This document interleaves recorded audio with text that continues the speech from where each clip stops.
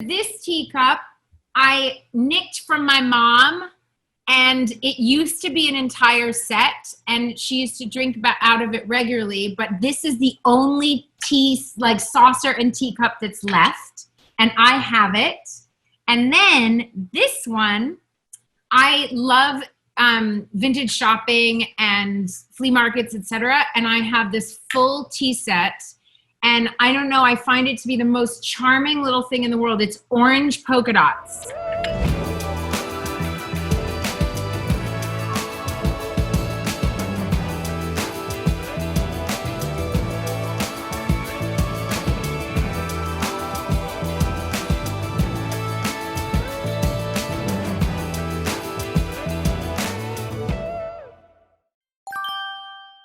So obviously, congratulations on your 4th Emmy nomination. What would it mean to you to win this year? It would be an honor to win. I love being nominated. It's very exciting. I particularly love being nominated for Blackish. This show is really special to me, and I think it's really telling important stories in the midst of the world that we're living in and the time that we're living in. And I love the way we portray this family, this American family. And also, I just really like winning. So, I would just love to win. Blackish just went back to filming, didn't they? How are you making that work with COVID? With a lot of safety precautions and a lot of protocol, and it's sort of running like a military operation. And I just wish we were doing it in a standard way across the country.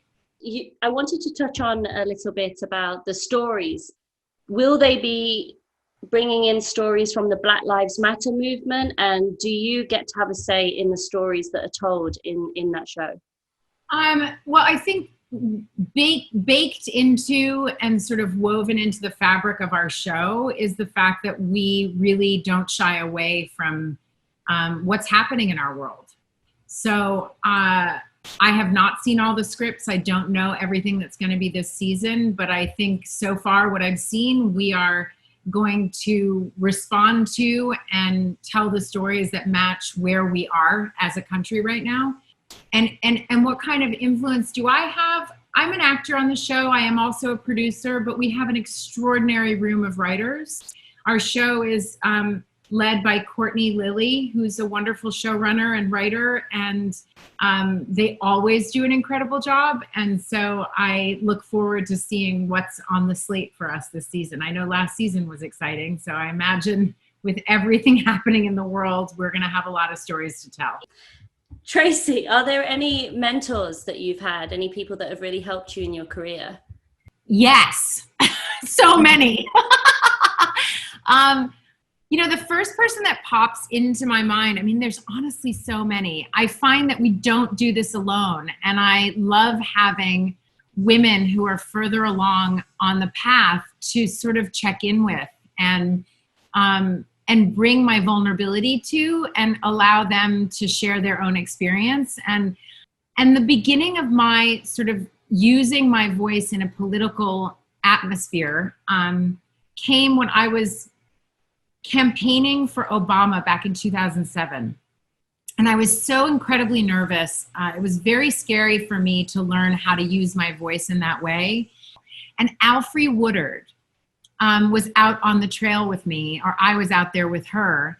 And I mean, Alfre Woodard she is a goddess of communication, of heart, of language, of connecting.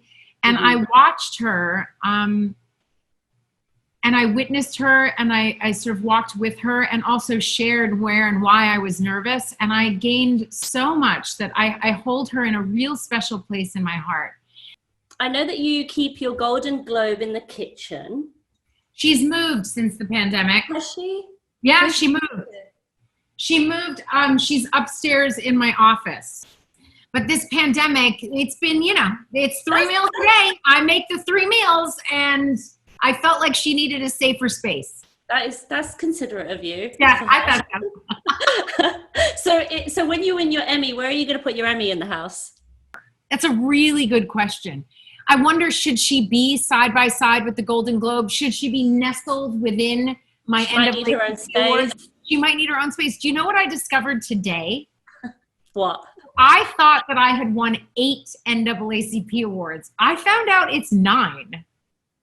Wow. And I realized that I don't have it. I'm like, where did it go? Like, how do you lose an award, or did I never get it? I feel like the Emmy might need its own space. I think so. You know what I mean? I feel like it's like the Emmy needs, like, maybe it'll sit next to a crystal or something. Well, Tracee, thank you so much for joining me for a cuppa today on the online Bafta Emmy Tea Party. It's just been a huge honor talking to you, and I'm personally rooting for you. I know a lot of people are rooting for you this year. Congratulations again on your Emmy nomination, and thank you, Tracee. Thank you so much. Cheers.